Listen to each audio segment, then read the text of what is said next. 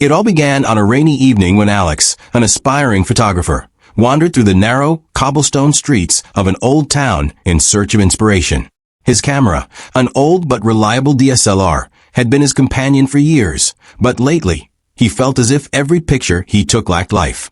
On that particular night, he noticed a small antique shop tucked between two crumbling buildings. Its dusty windows displayed a collection of old cameras, trinkets, and faded photographs. A single, worn camera sat on a velvet cushion under a dim light. Unlike the others, it had an eerie allure that drew Alex closer.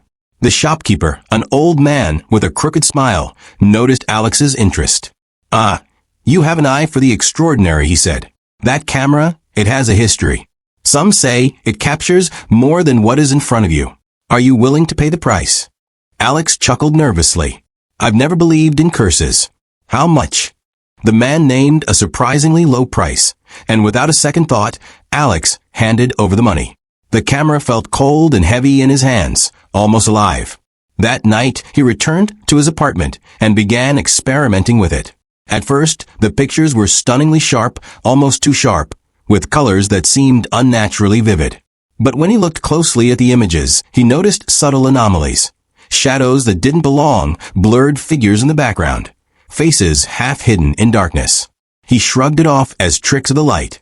The next morning, Alex woke to find a photograph on his desk that he didn't remember taking. It showed his apartment empty, but there was a reflection in the window, a pale figure watching him. His heart raced, but he told himself it was a mistake, a leftover image from his experiments. Yet, as days passed, the camera seemed to develop its own will.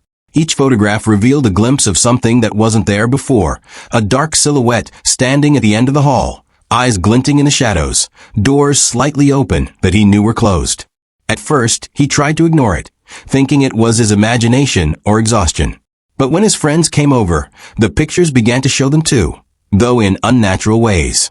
One friend appeared as if he were screaming silently. Another seemed to be fading into the shadows. Panic clawed at Alex's mind. He tried destroying the camera, throwing it into a river, smashing it with a hammer, but each time it returned to him, perfectly intact, waiting silently in his room. Terrified, Alex researched the camera's history. He discovered it had once belonged to a photographer named Victor Hargrove, a man who had vanished mysteriously decades ago. Legend had it that Victor had become obsessed with capturing truth in his photographs, even when that truth was beyond the living world. The camera had a dark reputation. Anyone who possessed it would eventually see beyond reality, witnessing death and despair that no human was meant to see.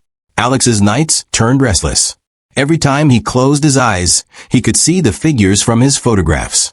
Sometimes they appeared in his room, just beyond his vision. He stopped answering calls and emails, stopped leaving the apartment, and spent hours photographing empty corners, hoping to find a pattern, a weakness. The images were relentless, showing scenes of terror, accidents, fires, crimes, and worse, shadows creeping closer to him. He realized the camera didn't just show what was hidden, it brought it closer. One evening, while desperately trying to destroy the camera again, Alex noticed something different. The screen displayed a message, almost imperceptible, written in the dust of the lens. "Face it. Only then you are free." He understood then that the camera wasn't just cursed. It was sentient in its own sinister way. It fed on fear, on his attempts to deny its power. To survive, he had to confront whatever it wanted him to see. Gathering all his courage, Alex pointed the camera at himself. A photo developed instantly in his mind's eye, and as he looked through the viewfinder, he saw not his reflection, but an alternate version of himself, pale, hollow-eyed, consumed by shadows. In that instant, he understood Victor's fate. The photographer had surrendered to the darkness, and the camera had claimed his soul. Alex refused to follow the same path. With trembling hands, he whispered, "I see you. I know what you are." The shadows in the room grew thick, pressing against him. But instead of fear, he felt a strange resolve. He lifted the camera one last time and took a photograph, not of the shadows, not of himself, but of the room empty, perfectly normal. A flash of blinding light erupted, and the camera fell silent, cold and lifeless. When Alex woke the next morning, the apartment was untouched. The camera lay on the floor, cracked, as if it had finally given up. He never touched photography in the same way again, but he kept the broken camera as a reminder. Some truths are meant to be seen, but not possessed. And some objects, no matter how beautiful or fascinating, carry a darkness that cannot be bargained with.